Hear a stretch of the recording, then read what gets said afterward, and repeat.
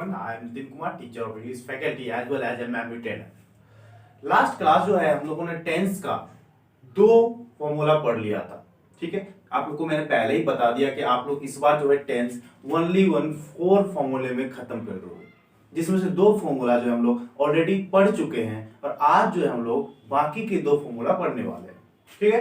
तो टेंस का जो है हम लोग दो फॉर्मूला क्या क्या पढ़े थे, इम्परफेक्ट और परफेक्ट पढ़ लिए थे। तो दो बचा हुआ था, क्या क्या, परफेक्ट कंटिन्यूअस और सिंपल, ये दो बचा हुआ था, है ना। इम्परफेक्ट में हम लोगों ने क्या पढ़ा था, जहां रहा रही वहां before, helping verb, is am are, was were, shall be, will be. और परफेक्ट में क्या पढ़ा था, जहां चुका चुकी वहां भी three, helping verb, has, have, had, shall have और विल हैव। इतना पढ़ा था हम लोगों ने, ठीक है। चलो आज हम लोग जानते हैं अब नेक्स्ट फॉर्मूला के बारे में, और साथ ही ये जानेंगे कि टेंस के जो फॉर्मूला 72 फॉर्मूला तुम लोग पढ़ते आए हैं बचपन से, उसको कैसे क्रिएट करना है इन चार फॉर्मूले से। आप खुद देखो भी बना लोगे टेंस के सारे फॉर्मूला और आपको कोई प्रॉब्लम नहीं होने वाली है किसी फॉर्मूला को बनाने में। ओके, तो चलो हम लोग स्टार्ट करते हैं।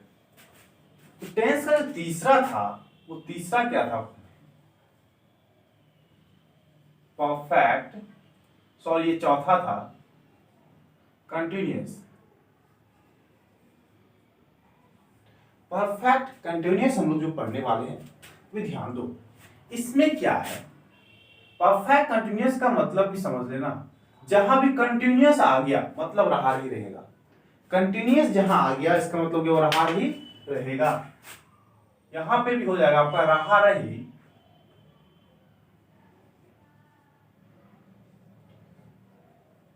बस इसमें एक्स्ट्रा जो जुड़ जाएगा वो है टाइम। क्या, टाइम। इसमें रहा ही प्लस में टाइम जुड़ा हुआ रहेगा।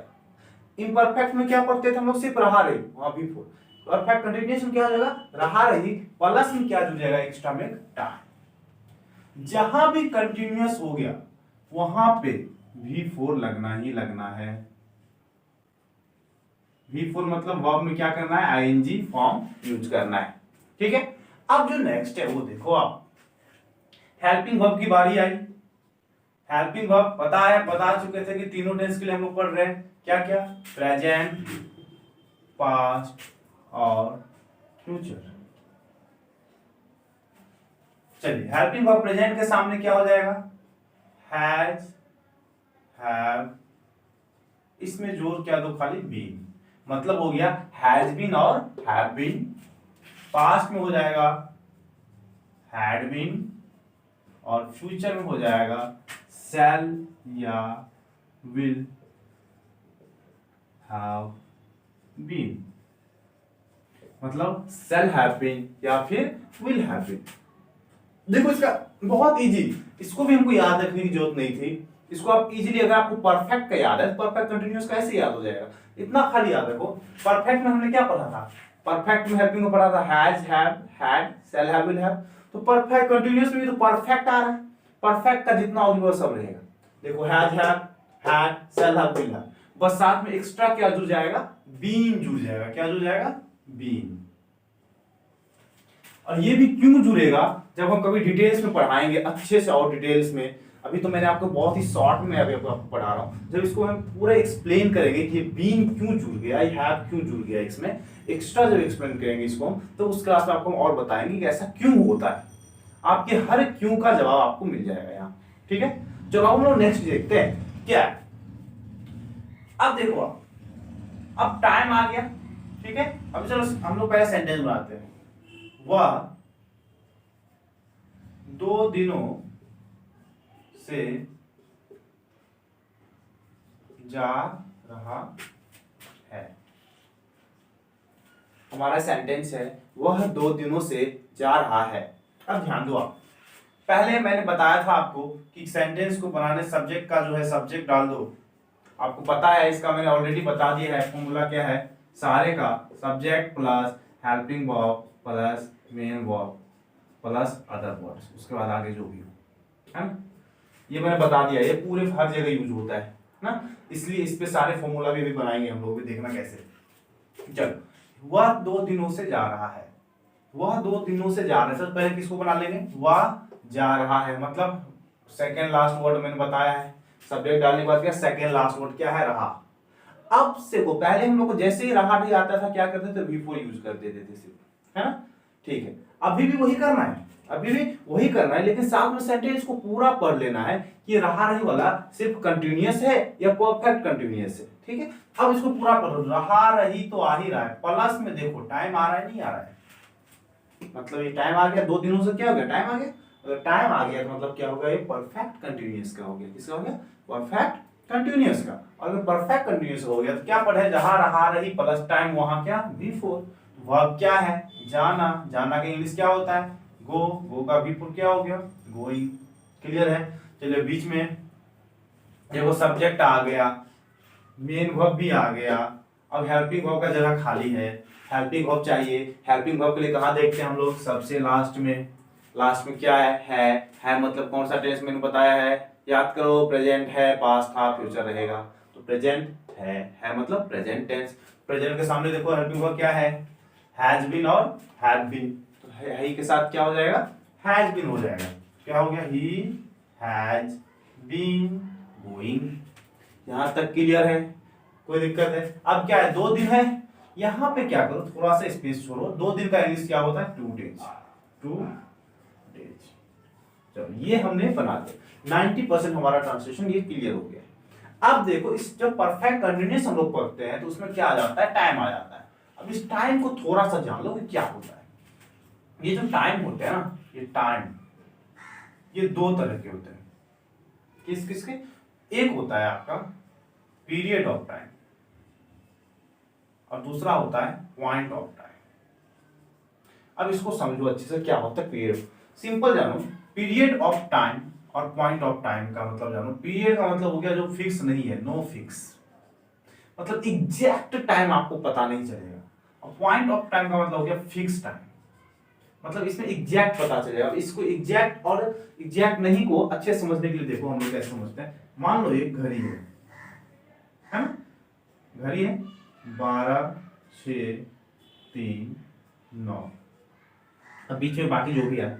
अभी देखो मैं बता रहा हूं, ठीक है, मैं अगर ये बोलूं कि अभी कितना बज रहा है, 12 बज रहा है, क्या बोला, मैं बोल रहा हूं अभी क्या, मैं 12 बजे से दौड़ रहा हूं, इसका मतलब हो गया कि घड़ी का एग्जैक्ट सुई देखो मुझे दिख रहा है, घड़ी का एग्जैक्ट पॉइंट क्या है, वो दिख रहा है 12 बजे।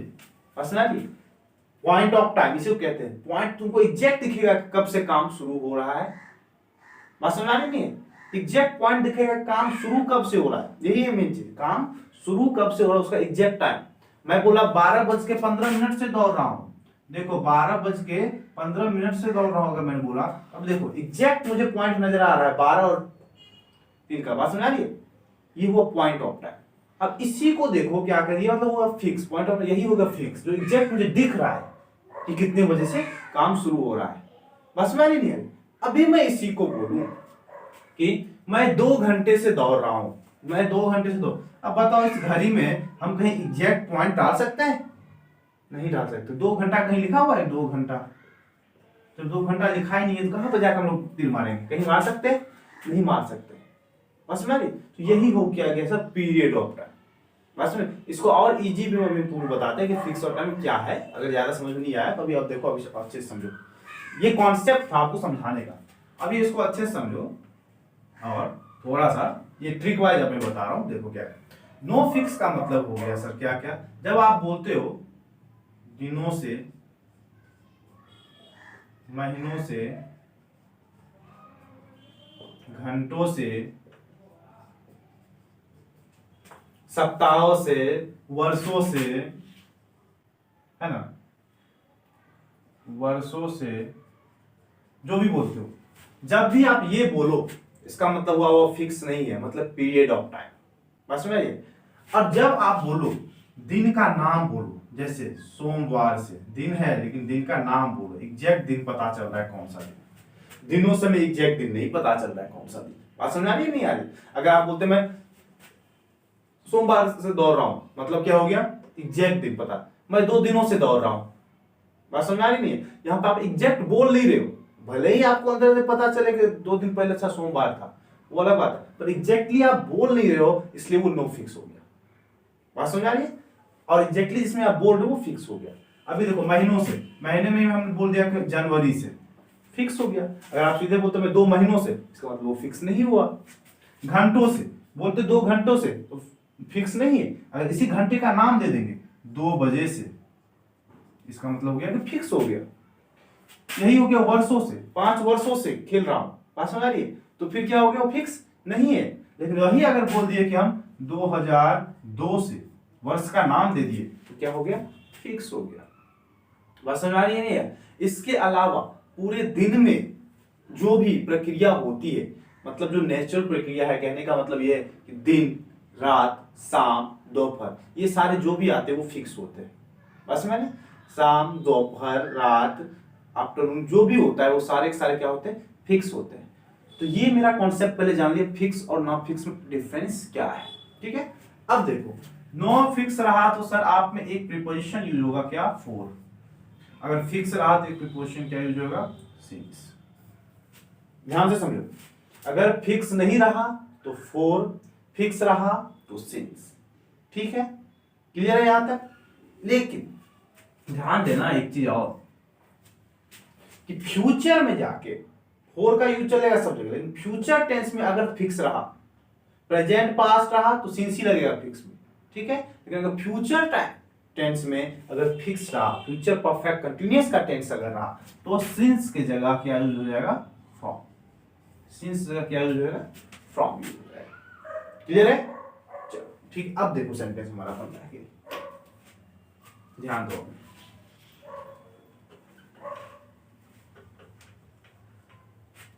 अब आप ये ध्यान दो, देखो अब 2 दिनों है, 2 दिन फिक्स है कि नहीं है, एग्जैक्ट दिन नहीं पता चल रहा है, मतलब फिक्स नहीं है। फिक्स नहीं है तो उसके लिए क्या यूज करेंगे, फॉर 2 डेज।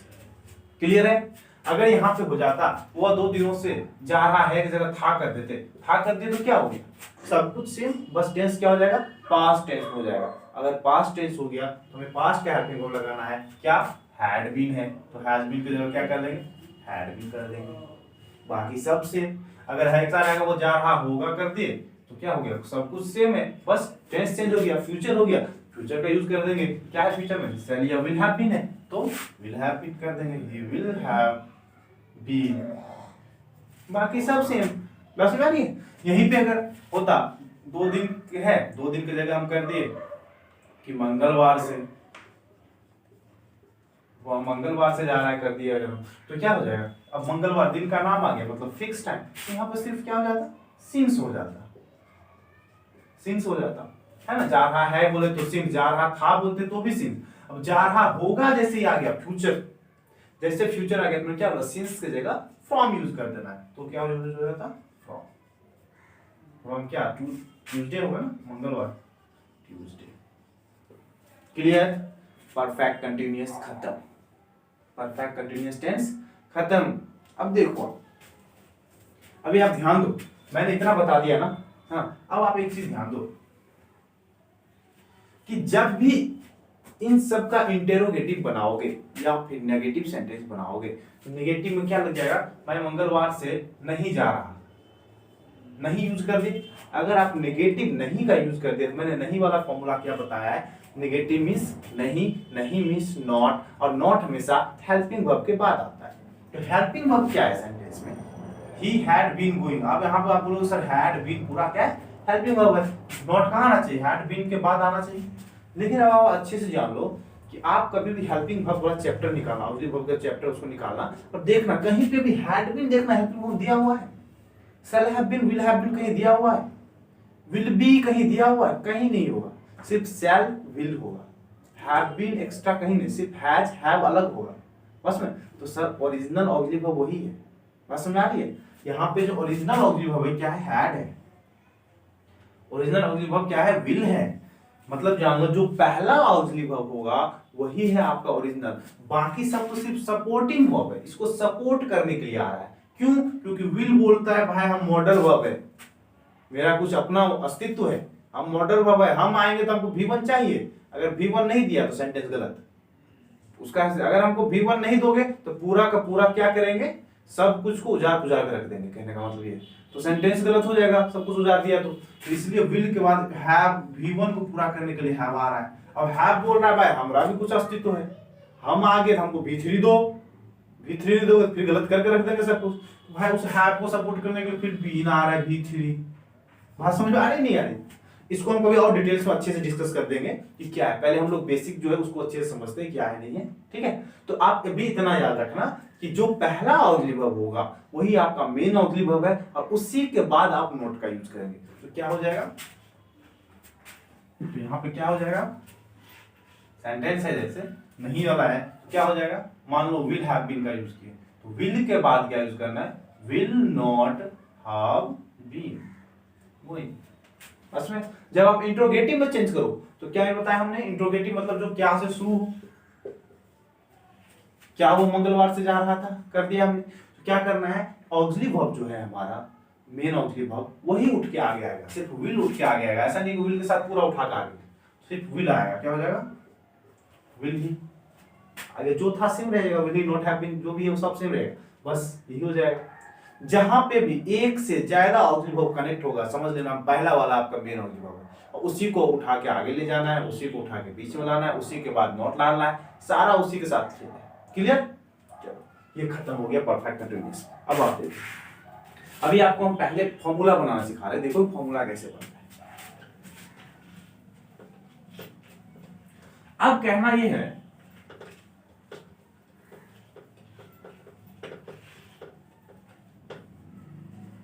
ध्यान दो, आप देखो हमने क्या बोला कि टेंस क्या, कोई भी सेंटेंस जो बनता है इंग्लिश बेस क्या है हमारा स्ट्रक्चर ये है, subject plus helping verb plus main verb plus other words, ये हमारा स्ट्रक्चर है, ठीक है।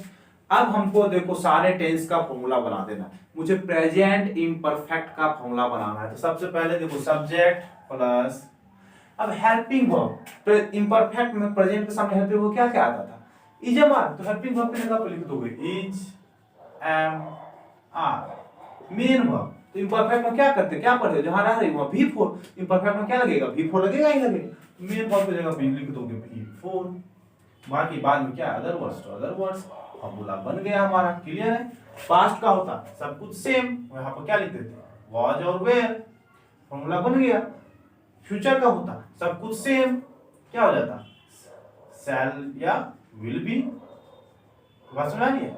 अब इसी का निगेटिव का होता तो क्या हो जाता, इज एम आर प्लस में क्या जोड़ देते नॉट प्लस V4, कुछ भी है फॉर्मूला बनाने में, किसी भी टेंस का फॉर्मूला आप बना दोगे, आपने अगर पढ़ लिया किसी भी टेंस का फॉर्मूला आराम से बना सकते हो। क्लियर है, चलो अब हम लोग का सिंपल बचा हुआ है, सिंपल को पढ़ लेते हैं। सिंपल को सबसे लास्ट में पढ़ा रहे हैं, रीजन क्या है, ये तीनों टेंस जो था वो एक्चुअली बहुत इजी था, है ना, और सिंपल जो है वो भी इजी है, बस है क्या, ये तीनों के तीनों एक लाइन में हो जा रहा था, और ये सिंपल है वो 2 लाइन का ऐसे, ठीक है। अब देखो कैसे सिंपल टेंस जब हम लोग पढ़ेंगे, सिंपल टेंस को अच्छे से समझो क्या है। सिंपल टेंस में ऐसे पढ़ना है सर, सबसे पहले सिंपल टेंस में तीनों टेंस को ले लो, क्या क्या आता है, प्रेजेंट, पास्ट और फ्यूचर। देखो यहां पे ध्यान दो, जहां पे आएगा क्या, सिंपल से सिंपल प्रेजेंट, सिंपल पास्ट और सिंपल फ्यूचर, ठीक है। जहां ताते थे, ध्यान आ ए और गा गे, वहां पे लग जाएगा हमारा क्या आएगा V1, वहां क्या होगा V1। ध्यान दो अच्छे समझो, जहां पे भी सेंटेंस में तातेती आया मतलब वो सिंपल प्रेजेंट टेंस है, आए आया मतलब सिंपल पास्ट टेंस है, गागे गे आया मतलब सिंपल फ्यूचर टेंस है। क्लियर है, वहां जब भी आया तो उसके बाद वर्ब जो भी होगा सेंटेंस को उसका V का वर्ब का V1 लग जाएगा। क्लियर है, जैसे गो आया V1, गो प्ले रन ये सब सारा V1 होता है, ठीक है। अब ध्यान दो, हेल्पिंग वर्ब सिंपल प्रेजेंट में डू डज, पास्ट में डिड और फ्यूचर में शैल और विल। क्लियर है, क्लियर। लेकिन इसमें अच्छे से ध्यान देने वाली बात यह है अब देखो हम सेंटेंस बनाना शुरू करते हैं। पहले मैं नहीं जाता हूं, मैं नहीं गया, ठीक है, मैं नहीं जाऊंगा, ठीक है। देखो मैंने तीनों सेंटेंस लिख दिया यहाँ पे, तीनों टेंस का तीनों सेंटेंस मैंने यहाँ लिख दिया। पहला मैं नहीं जाता हूँ, मैंने बोला था सब्जेक्ट डालो, सब्जेक्ट देखो तातेती आया, सेकंड लास्ट वर्ड में बोला था तातेती आ गया, ठीक है। तातेती जहां ही आया तो मैंने क्या बोला, वहां क्या लगा देना V1, गो क्या हो गया V1, क्लियर है ना। अब देखो हेल्पिंग वर्ब, अब नेगेटिव सेंटेंस है नहीं, नहीं मतलब नॉट, नॉट हमेशा हेल्पिंग वर्ब के बाद आता है, तो नॉट से पहले लाने से पहले हेल्पिंग वर्ब डालो। हेल्पिंग वर्ब कैसे डालोगे, हु है मतलब कौन सा टेंस, प्रेजेंट, प्रेजेंट के सामने क्या हो, डू और डज, तो क्या हो जाएगा, मैं का इंग्लिश क्या होता है आई, और आई के साथ क्या लग जाएगा, डू लगता है, ठीक है। उसके बाद क्या लगा दोगे, हेल्पिंग वर्ब के बाद not, I do not, clear है। उसी तरह इसका भी सब्जेक्ट डाल दिए आई। अब देखो यहाँ पे क्या आया, आई ही आया, गया, गया आई आया ना, ठीक है। गया में आई आया, क्या बोला है, आई मतलब कौन सा टेंस, सिंपल पास्ट, कौन सा टेंस हो गया, सिंपल पास्ट हो गया। तो क्या बोला, सिंपल आई आएगा तो वहां पे क्या लग जाएगा, V1 लगे, चलो गया मतलब जाना, गो, क्लियर है। अब चलो नहीं आ गया, नेगेटिव में से नहीं, नहीं में से नॉट, नॉट में से हेल्पिंग वर्ब के बाद आता है, हेल्पिंग वर्ब क्या है इसका, डिड है, क्या हो जाएगा, आई डिड नॉट गो, समझ में आ रही। अब देखो मैं नहीं जाऊंगा, तो आई शैल नॉट गो, क्लियर है। क्योंकि आपको बता दिए कि आगे की मतलब V1, V1 आ गया, सब्जेक्ट है, अगली वर्ब शैल है, विल है, नॉट लगा दिए, क्लियर है। ये तो आपका क्लियर हो ही गया हो, क्योंकि इसको मैंने बहुत बार ऑलरेडी बता दिया।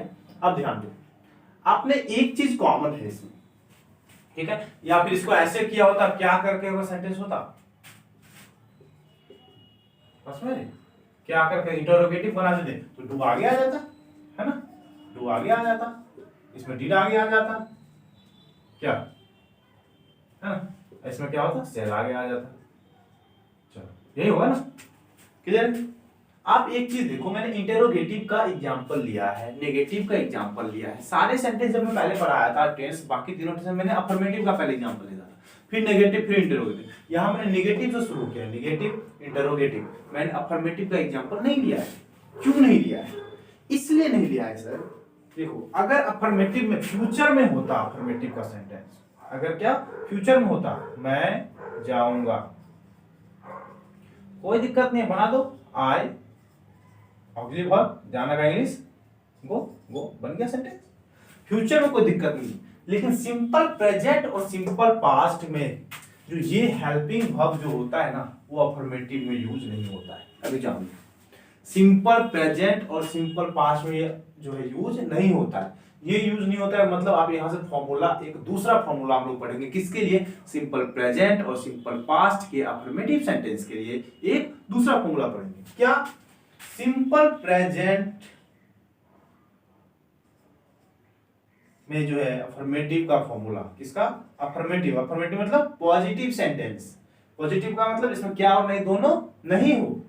देखो क्या पढ़ेंगे, सब्जेक्ट प्लस V1 या V5, और सिंपल पास्ट के अफर्मेटिव सेंटेंस के क्या हो जाएगा, सब्जेक्ट प्लस V2। बात समझ आ रही है।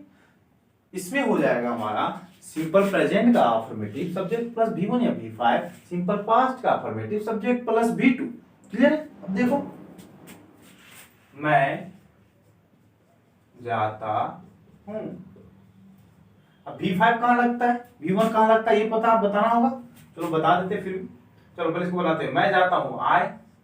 अब देखो अफर्मेटिव है ना, क्या नहीं है मतलब अफर्मेटिव सेंटेंस मतलब पॉजिटिव सेंटेंस, इसमें सब्जेक्ट प्लस क्या पढ़े हमने, V1 या V5, तो आई के साथ लगेगा V1।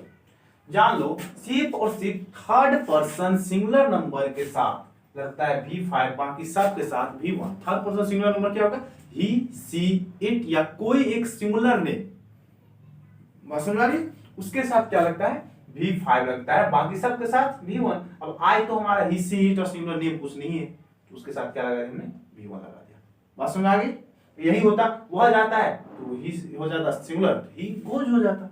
अब पास्ट में देखो, मैं गया, मैं गया। तो अब इसके फॉर्मूला हमने क्या पढ़ा है, सब्जेक्ट प्लस V2, तो सब्जेक्ट प्लस V2, मैं का क्या हो गया आई, अगो का V2 क्या हो जाता है वेंट। बस में मतलब ये हो गया हमारा पूरा टेंस खत्म।